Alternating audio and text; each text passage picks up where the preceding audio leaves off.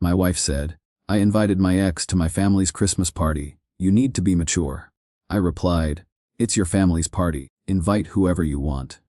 Then I stood up in front of everyone and read the restraining order her ex filed against her aloud.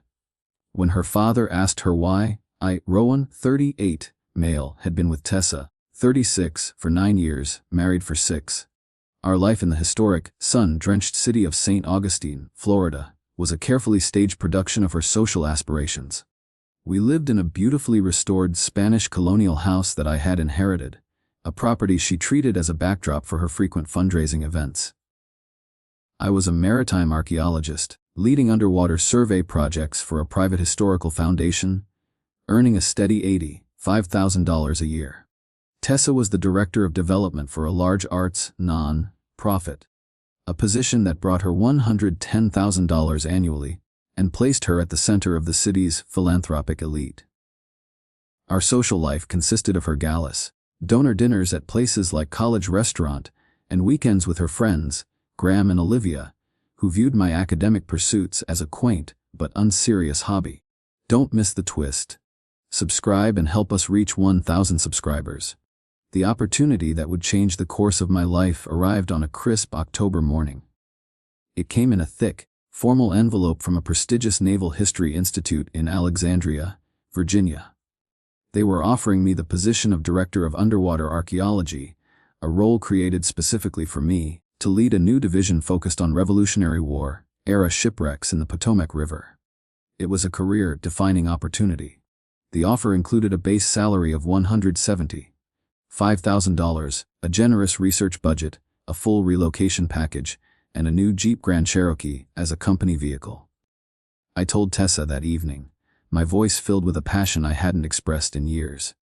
I described the historical significance of the project, the chance to build a legacy, the beautiful historic city of Alexandria. She listened with a practiced look of tolerant boredom she usually reserved for my discussions of 18th century naval tactics. "Alexandria?" she asked, a delicate frown creasing her brow. "It's so political. All government people and lobbyists." She shook her head, her tone final. "My entire donor network is here, Rowan. I'm on the board of 3 major charities. You can't expect me to abandon all that for your hobby of digging up old, splintered wood." Update 1. I quietly accepted the Alexandria position. Tessa's casual dismissal of my life's work as splintered wood was the last piece of evidence I needed. In her world, my passion was a liability, something that didn't fit the polished brand she was trying to build. She continued her campaign to frame my ambition as a form of regression. Over cocktails with Graham and Olivia, she sighed dramatically.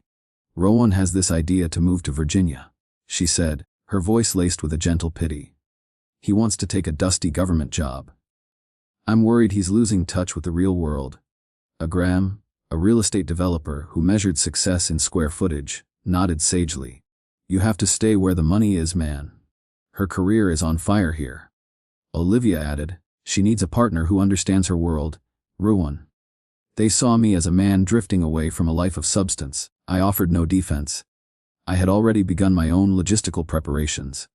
I opened new, private bank accounts. I spent my lunch breaks taking virtual tours of historic townhouses in Old Town Alexandria. I also noticed a change in Tessa's behavior. She had become increasingly agitated and secretive, spending hours on her phone, often mentioning her ex-boyfriend, a man I had never met but whose name now hung in the air like a storm cloud. Update 2. The breaking point came in early December. Tessa approached me, her face a mask of strained sincerity. "I've invited my ex, Julian, to my family's Christmas party," she announced. "It's time we all moved on, and you need to be mature about this."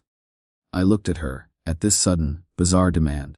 My research into her recent behavior had already led me to the county court's online records. The truth was far darker than simple immaturity. "It's your family's party," I replied, my voice perfectly neutral. "Invite whoever you want." The party was held at her parents' sprawling waterfront estate. The house was filled with the powerful and influential people who made up her world. Julian, her ex, was there, looking uncomfortable and avoiding her gaze. Throughout the evening, Tessa made a great show of her magnanimity, introducing him to people, touching his arm, a performance of a friendship that clearly did not exist, As the evening wound down, her father stood to give a toast. After he finished, I remained standing, a single piece of folded paper in my hand. "I'd like to say a few words as well," I announced. The room quieted. I looked directly at Tessa, her face a mask of triumphant composure. "Tessa recently told me that in order to move on, I needed to be mature." I began, my voice calm and clear. "But I believe maturity is about truth." I unfolded the paper. "This is a public document. It is a restraining order, filed 6 months ago by Julian Vance against Tessa Hayes for repeated and unwanted contact, stalking, and harassment." A collective gasp went through the room. Julian's face went white. I began to read the detailed, clinical descriptions of her obsessive behavior aloud. Tessa's composure shattered. Her father turned to her, his face a mask of confusion and dawning horror. "Tessa?" he asked, his voice a hoarse whisper. "Why?" I folded the paper, placed it on the table, and walked out of the house, out of the party, and out of her life. Update 3. The aftermath was a predictable explosion of rage and denial. Tessa's texts and voicemails were a torrent of accusations. I had humiliated her. I had destroyed her family. I had misunderstood everything. I didn't respond. I remained a calm, quiet island in the hurricane of her making, focusing on the meticulous process of my departure. I hired a lawyer to handle the divorce. The movers came on a Tuesday, packing my books, my research, and my personal effects. On the day I left St. Augustine, the sky was a brilliant, cloudless blue.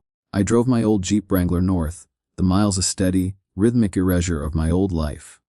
The first time I drove across the Woodrow Wilson Bridge and saw the historic skyline of Alexandria, with the Washington Monument in the distance, I felt a sense of profound and welcome peace. My new home was a beautiful, 3-story brick townhouse dating back to 1820. My new office at the Institute was a place of quiet, scholarly focus. I was finally in a place where history was not just a hobby, but the very air I breathed. Update 4. 6 months in Alexandria was a period of intense, rewarding work. My team and I began a comprehensive sonar survey of the Potomac, and our initial findings were stunning. We located the remarkably well-preserved wreck of a small Revolutionary War-era gunboat, a significant historical discovery. The Institute was thrilled. My project was fully funded for the next 5 years, and I was given a $40,000 bonus for the discovery. I used it to begin the careful restoration of my historic townhouse. One evening, I received a text from Olivia. "Rowan, we heard about what happened at the Christmas party. Tessa told us you fabricated that document to get out of the marriage." I thought of Tessa's demand for maturity. The word was a weapon she had tried to use against me, a tool to enforce my compliance with her dysfunctional world. Her inability to accept the consequences of her own actions was the ultimate sign of her immaturity. I replied politely. "The court records are public. I hope you and Graham are well." Update 5. The discovery of the gunboat was a major news story. The Smithsonian Magazine ran a feature on the project, with my name and new title, Director of Underwater Archaeology, prominently displayed. The article included an interview in which I spoke passionately about the importance of preserving our nation's history. The article was a public validation of the life I had chosen. It circulated widely, and the shockwaves eventually reached Florida. Tessa's emails began that night. "Director, you let me believe it was a minor research position," one accused. "You planned this all along to ruin me," said another. Then came the call from Graham. His voice was thick with an apology. "Rowan, man. We were so wrong," he said. "Tessa painted this picture of you as a man having a breakdown, of you running away from a successful life. We saw that article. We finally looked up the court records ourselves. We had no idea. My own family, who had been worried and confused by the sudden implosion of my marriage, called, their voices filled with relief and pride. The verifiable, public truth had finally silenced her private, manipulative lies. Update 6. She appeared on my doorstep in Alexandria a month later. She had flown in unannounced, a desperate pilgrimage to the life she had so carelessly dismissed. She looked smaller, her usual confident energy replaced by a brittle, anxious uncertainty. "Rowan," she began, her voice soft. "I was wrong. About everything." "What were you wrong about, Tessa?" I asked, my voice flat. "I was obsessed," she said, tears welling in her eyes. "I couldn't let go of the past. But I've been in therapy. I've changed." I see now what a wonderful life we could have here. I can be the partner you deserve." I looked at her, and the memory of her face at the Christmas party, the moment her carefully constructed world shattered, was as clear as the antique glass in my front door. "You didn't just lie to me, Tessa," I said. "You tried to manipulate me into accepting an unstable and unhealthy situation, and you called it maturity. You tried to destroy my reputation with our friends and family." I was desperate, she insisted. "No," I replied calmly. "You were dishonest. There is no foundation to rebuild on." I stepped back inside. "Goodbye, Tessa."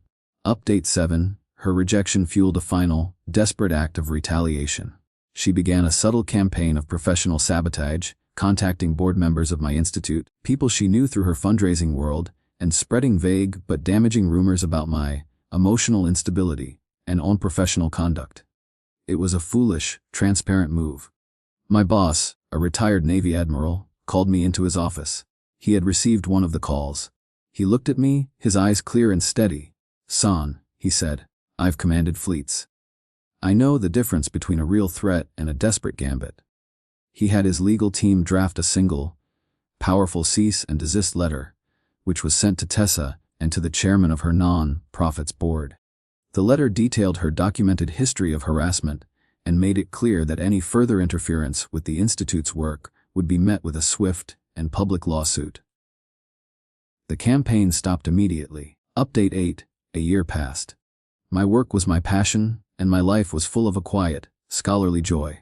I was in a new, healthy relationship with a woman named Eleanor, a curator at the National Archives. Our connection was built on a shared love for history and a deep, mutual respect. One evening, a final email from Tessa arrived. Her father, horrified by her continued vendetta, had cut her off financially. She had been asked to resign from her position at the non-profit. She was working for a much smaller organization in a different city. "I built my life around a lie," she wrote. "And you held up a mirror to the truth. I am sorry for the damage I caused." I replied with a short, polite message. "I wish you peace." I blocked her email address.